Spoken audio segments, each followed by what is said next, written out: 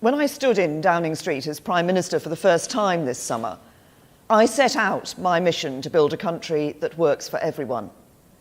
Today, I want to talk a little more about what that means and lay out my vision for a truly meritocratic Britain that puts the interests of ordinary working class people first. We're facing a moment of great change as a nation.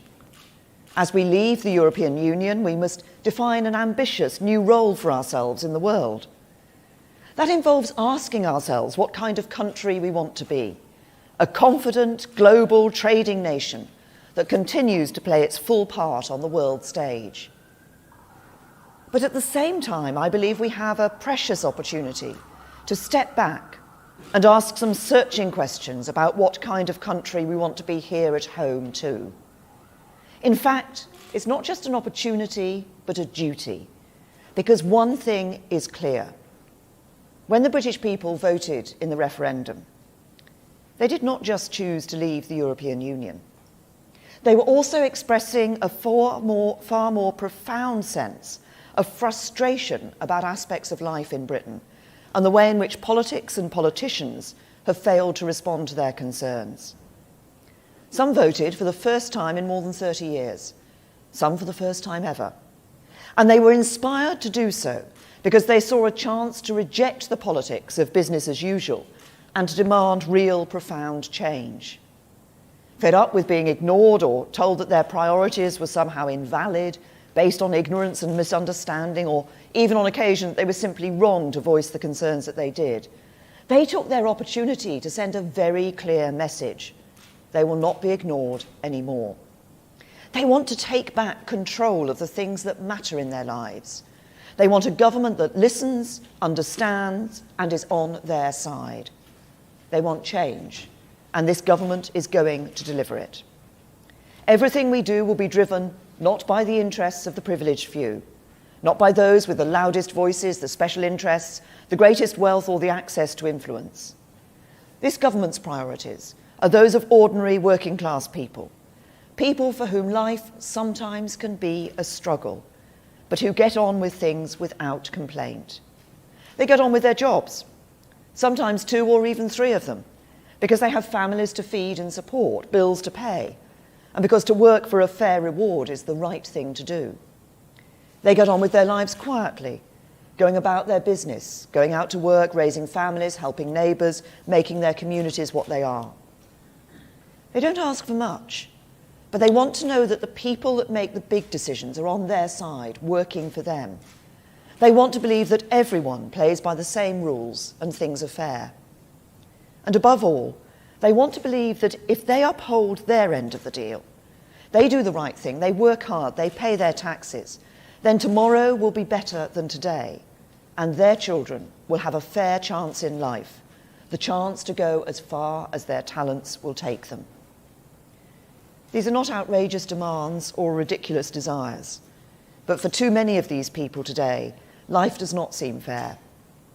They're the people who made the real sacrifices after the financial crash in 2008, though they were in no way responsible, and they wonder if others, some of whom really do bear responsibility for the crash, did the same. More than anything else, they worry, truly worry, that the changing world around them means that their children and grandchildren won't have the same opportunities they have enjoyed in life. They deserve a better deal. And to give them that, we should take this opportunity to step back and pose a fundamental question. What kind of country, what kind of society do we want to be? I am clear about the answer. I want Britain to be the world's great meritocracy, where everyone has a fair chance to go as far as their talent and their hard work will allow. I want us to be a country where everyone plays by the same rules, where ordinary working class people have more control over their lives and the chance to share fairly in the prosperity of the nation. And I want Britain to be a place where advantage is based on merit, not privilege, where it's your talent and hard work that matter, not where you were born, who your parents are, or what your accent sounds like. Let's not underestimate what it will take to create that great meritocracy. It means taking on some big challenges, tackling some vested interests, overcoming barriers that have been constructed over many years. It means not being afraid to think differently about what disadvantage means, who we want to help and how we can help them. Because where once we reached for simple ways of labelling people disadvantaged and were quick to pose simple and often fairly blunt solutions, in these modern times, disadvantage is much more complex. It's often hidden and less easy to identify. It's caused by factors that are more indirect and tougher to tackle than ever before. But tackle it we must if we're to give ordinary working class people the better deal they deserve. It means marking a significant shift in the way that government works in Britain too.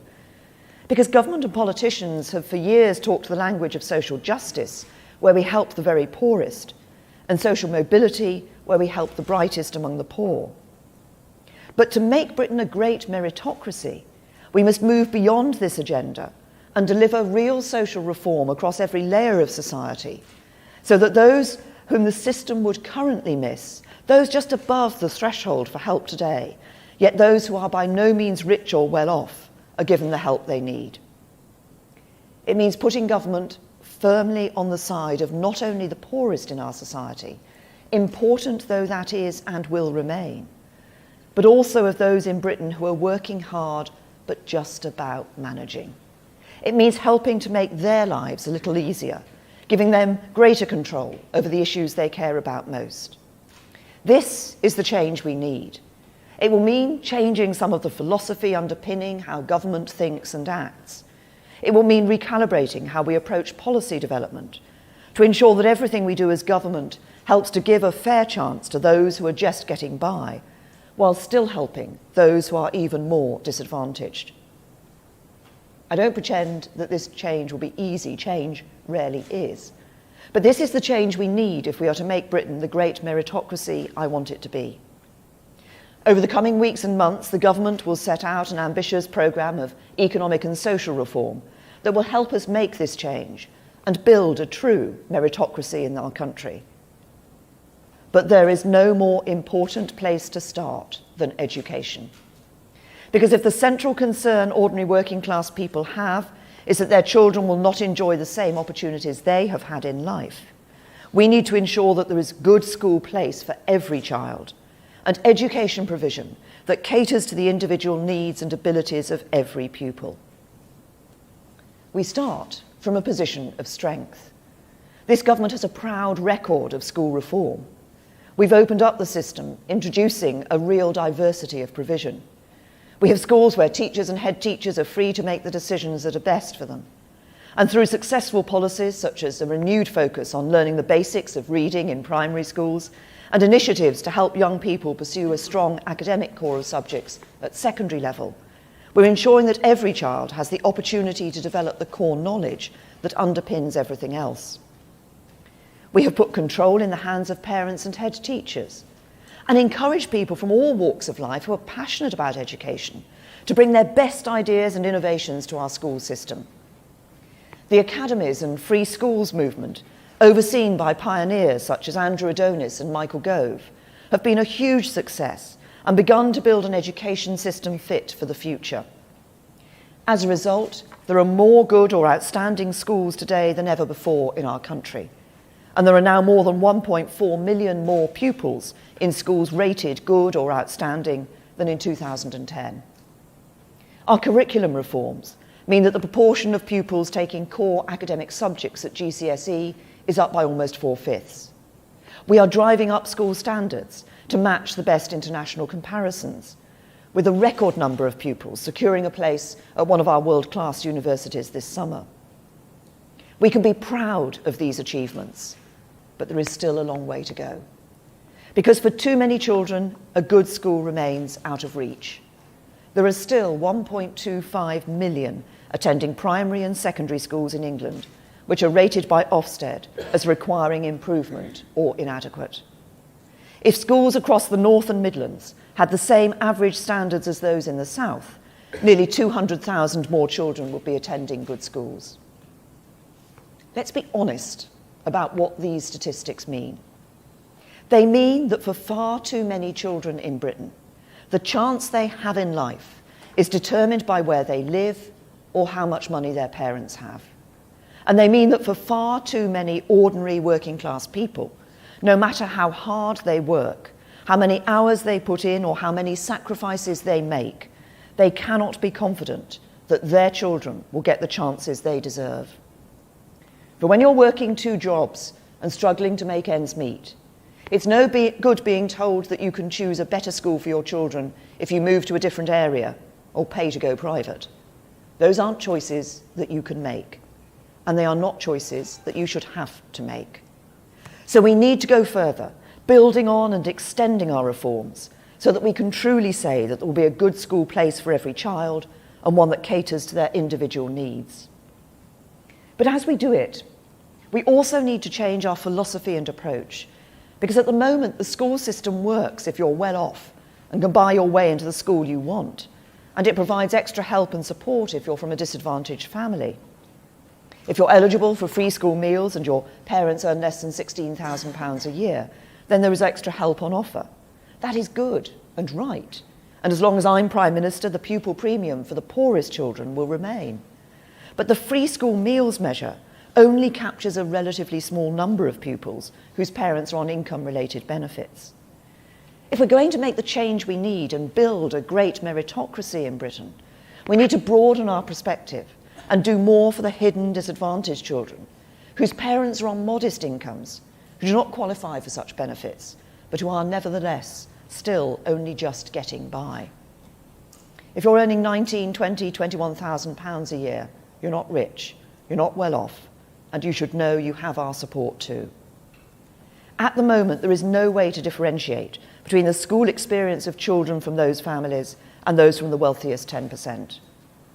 Policy has been skewed by the focus only on those in receipt of free school meals, where the reality is that there are thousands of children from ordinary working class families who are being let down by the lack of available good school places. Putting this right means finding a way to identify these children and measuring their attainment and progress within the school system. That work is underway and is central to my vision of a school system that truly works for everyone. But we must also deliver a radical increase in the capacity of the school system so that these families can be sure of their children getting good school places. And this is really important, because I don't just want to see more school places, but more good school places. And I don't just want to see more new schools, but more good new schools that each in their way contribute to our diversity of provision, that caters to the needs and abilities of each individual child, whoever they are and wherever they're from. Every child should be given the opportunity to develop the crucial academic core, and thanks to our reforms, that is increasingly the case. But people understand that every child is different too, with different talents, different interests, different dreams. To help them realise their potential and achieve those dreams, we need a school system with the capacity and capability to respond to what they need. So as we radically expand the number of good school places available to all families, not just those who can afford to buy an expensive house, pay for an expensive private school, or fund the extra tuition their child needs to succeed, I want to encourage more people, schools and institutions with something to offer to come forward and help. In the last 6 years, we've seen individuals and communities put staggering amounts of time and effort into setting up good new schools. Some of the best state schools, charities, universities, private schools and businesses have stepped forward to get involved. And increasingly, the best state schools are sponsoring the least good. This has been a revolution in our school system. But with 1.25 million children still attending schools that are struggling, we need to do much more to increase the capacity of the system so every child can get the education they deserve. So let's now build on the success of school reform. Let's encourage others to play their part, and let's remove the barriers they face so we can do more. Let's sweep away those barriers and encourage more people to join us in the task of delivering a good school place for every child. Let's build a truly dynamic school system where schools and institutions learn from one another, support one another and help one another. Let's offer a diverse range of good schools that ensure the individual talents and abilities of every child are catered for. That is my ambition. And there are 4 specific proposals I want to talk about today that I believe will help. Firstly, I want to build on the success we've already experienced when some of our great universities have stepped in to help by sponsoring or supporting a local school. Universities have a huge amount to offer England's schools. They've been part of the fabric of our education system since the 13th century and have had a profound impact on our schools over generations. Recently, we've seen the University of Cambridge establish the University of Cambridge Primary School, and the University of Birmingham open an impressive new free school for secondary school pupils and sixth formers. The new specialist sixth form King's College London Mathematics School is already performing impressively, and the University of Brighton is involved in sponsoring more than a dozen different primary and secondary schools. These are the kinds of innovation I want to encourage. This kind of active engagement in building the capacity of our school system is, in my view, far more effective than spending huge sums on bursaries and other financial support that tackle the symptoms but not the cause. The right for a university to charge the higher level of tuition fee has always been dependent on their ability to fulfil specified access requirements.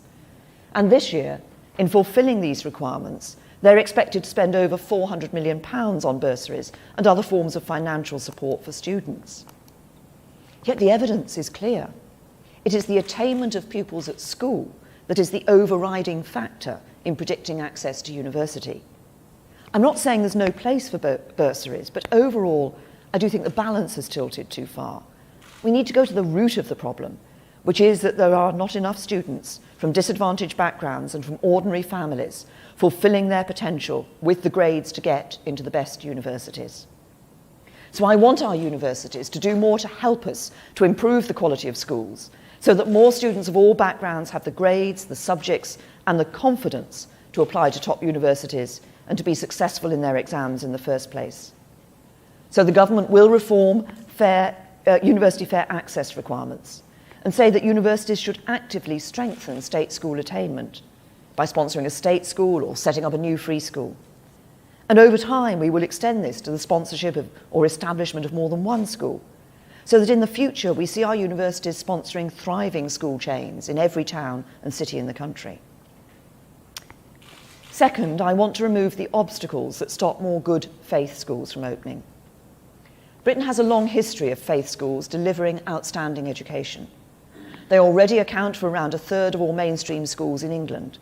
They're popular with parents and significantly more likely than other schools to be rated by Ofsted as good or outstanding. I believe we should confidently promote them and the role they play in a diverse school system. Yet for Catholic schools in particular, there are barriers in their way. When a faith-designated free school is oversubscribed, it must limit the number of pupils it selects on the basis of faith to 50%.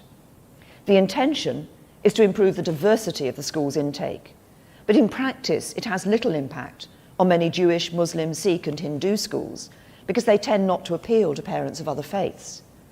So despite the best intentions, the rule is failing in its objective to promote integration. But it does prevent new Catholic schools opening because the Catholic Church believes it contravenes its own rules for a Catholic bishop not to prioritise the admission of Catholic pupils. This is especially frustrating because existing Catholic schools are more ethnically diverse than other faith schools, more likely to be located in deprived communities, more likely to be rated good or outstanding by Ofsted, and there is growing demand for them. So we will remove this 50% rule to allow the growth in capacity that Catholic schools can offer. Instead, we will consult on a new set of much more effective requirements to ensure that faith schools are properly inclusive and make sure their pupils mix with children of other faiths and backgrounds. Of course, there must be strict and properly enforced rules to ensure that every new faith school operates in a way that supports British values. And we should explore new ways of using the school system to promote greater integration within our society generally. We will encourage the grouping together of monoracial and monoreligious schools within wider multiracial and multi-religious trusts. This will make it easier for children from different backgrounds in more divided communities to mix between schools while respecting religious differences. We will explore ways in which schools can enter into twinning arrangements with other schools not of their faith, through sharing lessons or joint extracurricular activities to bring young people from different schools together. And we will consult on the idea of placing an independent member or director who is of a different faith or no faith at all on the governing body of new faith schools. We will also explore new requirements for new faith schools to prove that parents of other faiths would be happy to send their children to the school through a proper process of consultation. But fundamentally, I believe it is wrong to deny families the opportunity to send their children to a school that reflects their religious values, if that's what they choose. And it's right to encourage faith communities, especially those with a proven record of success like the Catholics, to play their full part in building the capacity of our schools. Third, I want to encourage some of our biggest independent schools to bring their knowledge, expertise and resources to bear to help improve the quality and capacity of schools for those who cannot afford to pay. This is entirely in keeping with the ethos that lies at the heart of many of these institutions. Most of the major public schools started out as the route by which poor boys could reach the professions. The nature of their intake may have changed today. Indeed, these schools have become more and more divorced from normal life. Between 2010 and 2015, their fees rose 4 times faster than average earnings growth, while the percentage of their pupils who come from overseas has gone up by 33% since 2008. But I know that their commitment to giving something back to the wider community remains. These are great schools with a lot to offer, and I certainly don't believe you solve the divide between the rich and the rest by abolishing or demolishing them. You do it by extending their reach and asking them to do more as a condition of their privileged position to help all children. Through their charitable status, private schools collectively reduce their tax bills by millions every year. And I want to consult on how we can amend Charity Commission guidance for independent schools to enact a tougher test on the amount of public benefit required to maintain charitable status. It's important to state that this will be proportionate to the size and scale of the school in question. Not every school is an Eton or a Harrow. Many public schools are nowhere near that size. Smaller independent schools, who do not have the capacity to take on full sponsorship of a local state school, will be asked to provide more limited help, such as direct school-to-school support where appropriate. This could include supporting teaching in minority subjects, such as further maths or classics, which state schools often struggle to make viable. It could include ensuring that senior leaders become directors of multi-academy trusts, providing greater access to their facilities, and providing sixth form scholarships to a proportion of pupils in Year 11 at each local school. But for those with the capacity and ability and capability, we will ask them to go further and actually sponsor or set up a new government-funded school in the state sector and take responsibility for running it and ensuring its success. Alternatively, we will ask them to fund a number of places at their own school themselves for those from modest backgrounds who cannot afford to pay the fees. We know this can work. For example, Westminster School is the key partner in sponsoring Harris Westminster Sixth Form, where students at the free school share the facilities and teaching expertise of Westminster School. In my own constituency, Eton College sponsors Holyport College, offering Holyport pupils access to its sports facilities and the chance to join its educational activities. And before it became a state-funded academy, Belvedere School in Liverpool worked with the Sutton Trust to create an open access scheme where places were awarded purely on the basis of academic merit, and parents were then asked to pay on a sliding scale of fees, fairly tailored according to their means. I want all independent schools with the appropriate capacity and capability to take these kinds of steps. I want them to play a major role in creating more good school places for children from ordinary working families, because this government is about a Britain that works for everyone, not just a privileged few. There is one final area where we have placed obstacles in the way of good new schools, obstacles that I believe we need to take away. The debate over selective schools has raged for years, but the only places it has got us to is a place where selection exists if you're wealthy, if you can afford to go private, but doesn't exist if you're not. We're effectively saying to poorer and some of the most disadvantaged children in our country that they can't have the kind of education their richer counterparts can enjoy. What is just about that? Where is the meritocracy in a system that advantages the privileged few over the many? How can a meritocratic Britain let this situation stand? Politicians, many of whom benefited from the very kind of education they now seek to deny to others, have for years put their own dogma and ideology before the interests and concerns of ordinary people. For we know that grammar schools are hugely popular with parents. We know they are good for the pupils that attend them. Indeed, the attainment gap between rich and poor pupils is reduced to almost zero for children in selective schools, and we know that they want to expand. They provide a stretching education for the most academically able, regardless of their background, and they deliver outstanding results. In fact, 99% of existing selective schools are rated good or outstanding. 80% are outstanding, compared with just 20% of state schools overall. So we help no one, not least those who can't afford to move house or pay for a private education, by saying to parents who want a selective education for their child that we won't let them have it. There is nothing meritocratic about standing in the way of giving our most academically gifted children the specialist and tailored support that can enable them to fulfill their potential. In a true meritocracy, we should not be apologetic about stretching the most academically able to the very highest standards of excellence. We already have selection to help achieve this in specialist disciplines like music and sport, giving exceptionally talented young people access to the facilities and training that can help them become world class. I think we should have more of this, but we should also take the same approach to support the most academically gifted too. Frankly, it is completely illogical to make it illegal to open good new schools. So I want to relax the restrictions that stop selective schools from expanding, that deny parents the right to have a new selective school opened where they want one, and that stop existing non-selective schools to become selective in the right circumstances and where there is demand. In return, we will ensure that these schools contribute meaningfully to raising outcomes for all pupils in every part of the system.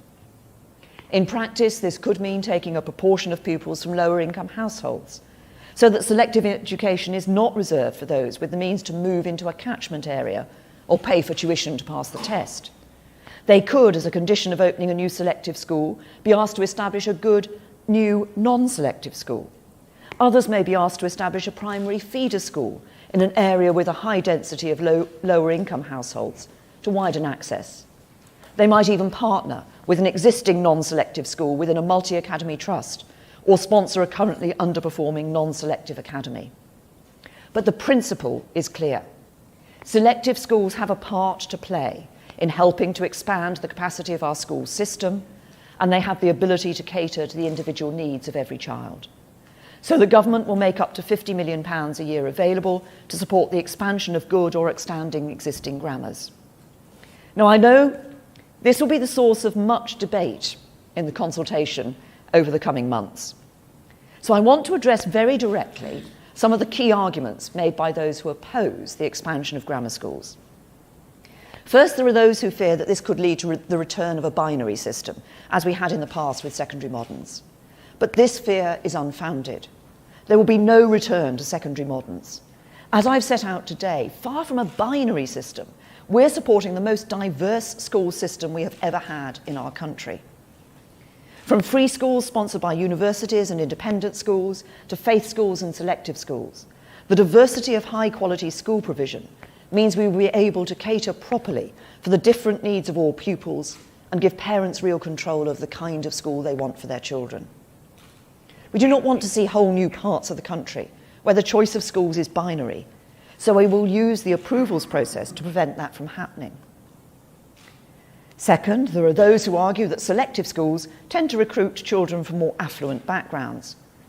The problem here is not selective schools per se, but rather the way that wealthier families can already dominate access to the schools of their choice through selection by house price. I want to stop that, and new grammars can help. We're going to ask new grammars to demonstrate that they will attract pupils from different backgrounds. For example, as I said, by taking a proportion of children from lower income households. And existing grammars will be expected to do more too, by working with local primary schools to help children from more disadvantaged backgrounds to apply. Third, there are those who argue that grammars don't actually select on ability because wealthy families can pay tutors to help their children get through the tests. This might have been the case in the past with the old 11+, but it does not have to be the case today. While there is no such thing as a tutor-proof test, many selective schools are already employing much smarter tests that assess the true potential of every child. So new grammars will be able to select in a fair and meritocratic way, not on the ability of parents to pay. Fourth, there are those who worry about the cliff edge of selection at 11. Some fear it's too early, some fear it's too late. The truth is that it doesn't have to be a cliff edge at all. This is back in the old mindset of the grammar schools of the past. A modern meritocratic education system needs to be much more flexible and agile to respond to the needs of every child.